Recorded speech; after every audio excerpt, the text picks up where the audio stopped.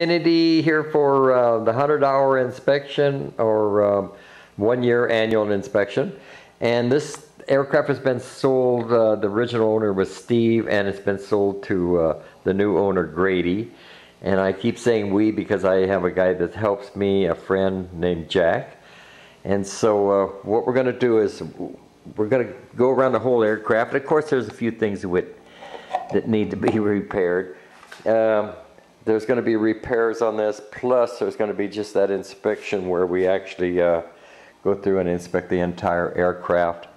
That's like checking every bolt and nut, riser lines. We'll take off the exhaust and look up into the piston heads.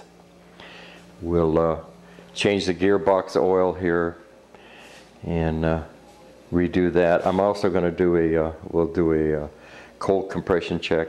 Take the carburetors off because I want to look inside the bowls. And we're going to put some lithium grease on these carb boots. Make sure that it doesn't crack and get old.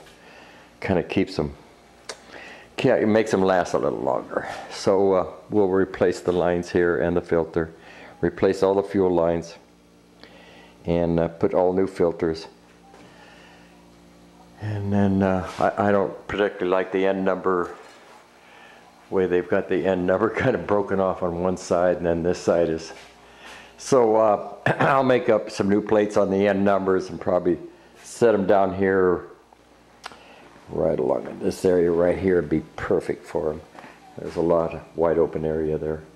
So we'll get started. As we get started, I'll show you how this thing comes together, and how we look at the engine. And here's a little area that looks like it's been turned over, but it's not bad. I've seen worse, but this is a nice aircraft, and the owner wants a mirror mounted up here, so we'll mount a mirror and some foot pegs. And I'll show you that as we go along. This is on our inspection sheet. And it's an infinity, and then we go through and you can see where go through the boots. We're going to take off the exhaust, check that, and we'll even lay the parachute out and check all the lines and the risers, and even test fly it at the end. Okay, we removed one of the spark plugs, and I don't know who put them in there, but they're supposed to be gapped at about 15 to 20 thousandths. This is about 35 thousandths gap, or 30 thousandths gap. So I'm sure the engine run kind of rough with that big a gap, and I'm not familiar with this type of spark plug. So we'll BRE. Okay. So anyway, we'll get some new spark plugs to put into this thing. Okay, just did a cold compression check between the two cylinders, and I'm really impressed with this little engine. There was only 2 psi difference between the two pistons, so, and it's 87 psi for the pistons, so that's really good for this little engine. Okay, we've got the exhaust off. And we're going to shine some lights down into the top of the piston head so that we can actually see, I don't know if you can see it or not, but right into the top of the piston you can see if there's any, and we can feel the rings and stuff if there's any tension on the rings or if they don't move. So we're going to inspect that, and then we'll button it back up again. And then of course we've put our end numbers back on, our different end numbers, and installed those. Okay, so I'm also looking, just to give you another view, I'm also looking at the walls. I want to see the walls around that piston and see if there's any, if it's scarred or any burn back, like seizures, or if there's any burnt scored walls at all. And it looks pretty good from here. I'll check the other one. So while we're here, I also want to show you the piston, and you can see if there's if the piston's scored or fired. Let's see, I'll move the piston down a little bit. And we can move the piston up and down. And we can see if there's any marks on it or what the piston looks like. So anyway, that's another inspection that we're doing, is just checking the piston. Okay, we're installing our new spark plugs, and I found years ago that you need to put a little bit of lubricant on threads that are going into aluminum block. And we've gapped these at 18 thousandths, so we've got the right gap on.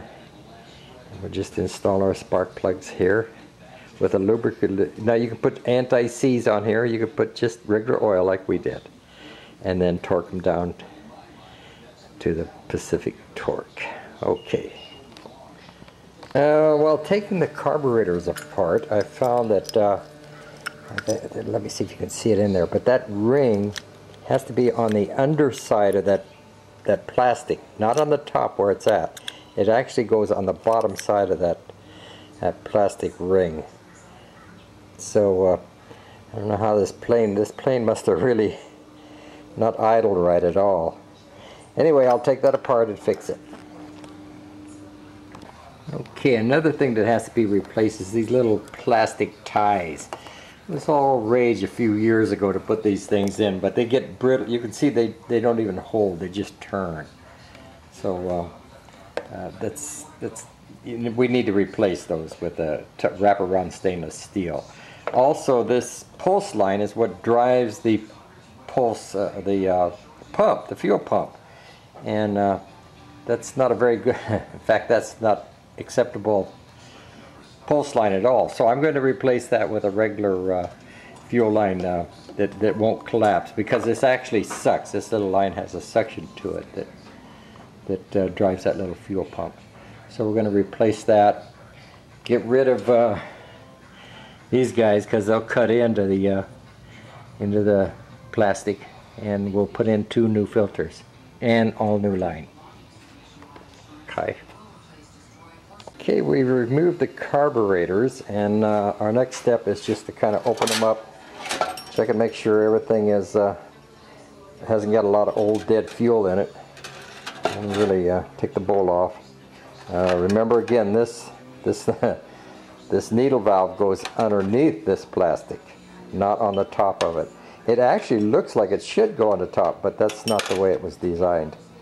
So we'll put that back together right, and then everything should run right. Okay, I'm going to put some white lithium grease on this rubber boots, and we don't want these things to crack, any kind of a crack in them, so it's rubber, and this will help preserve it, make it last longer. It's just white lithium grease, and so we'll spray that and let it soak in just a little bit.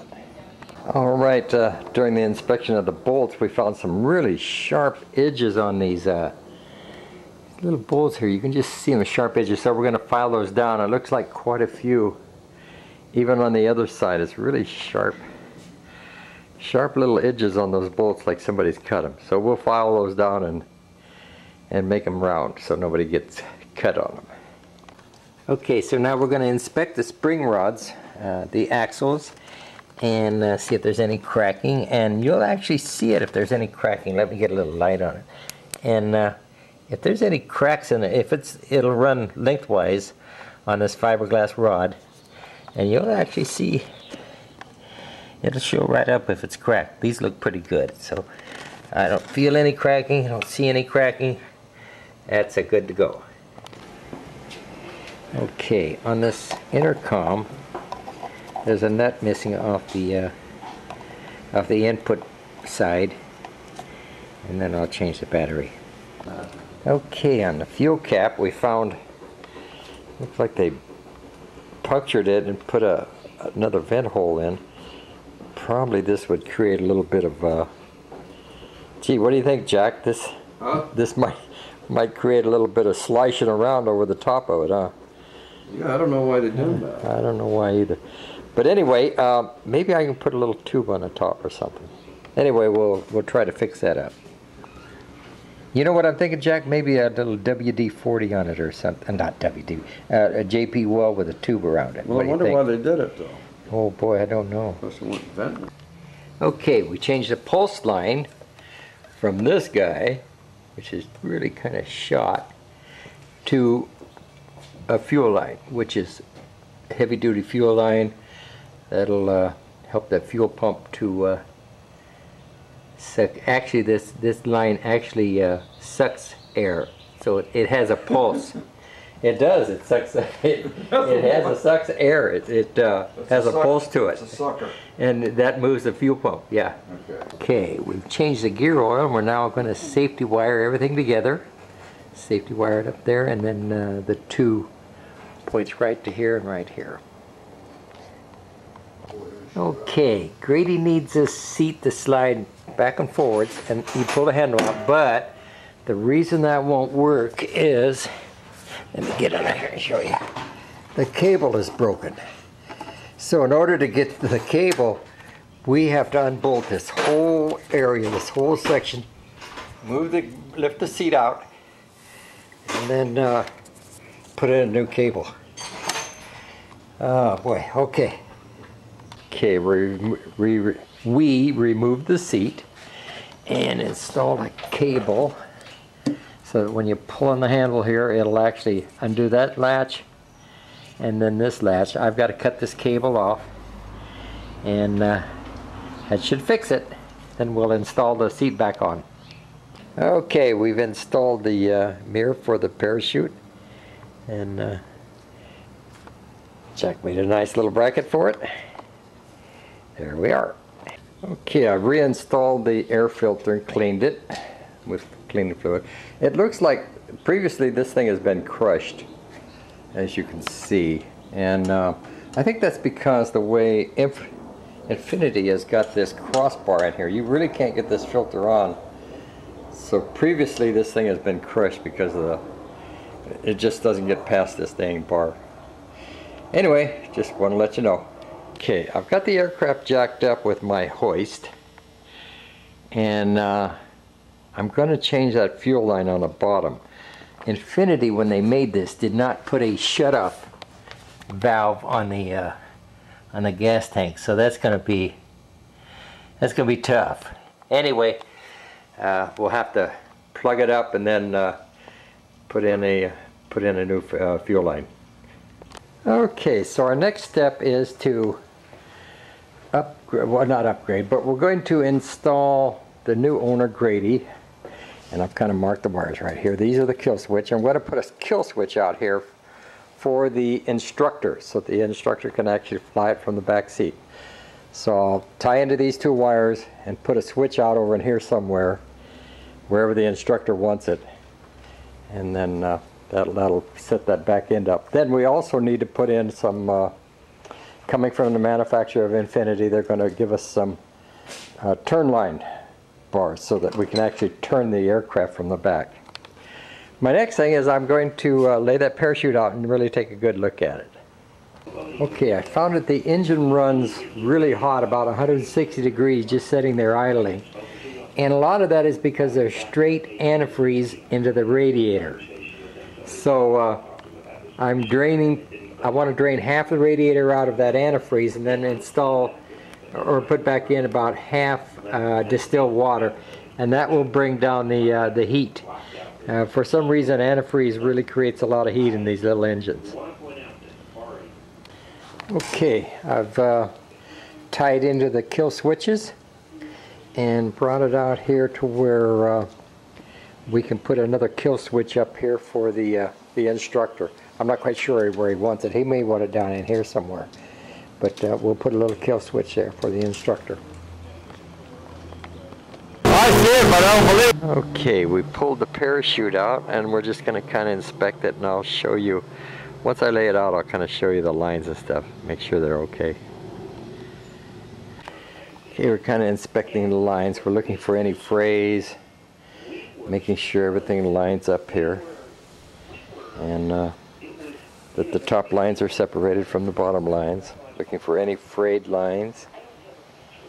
It's a parachute made in 2001.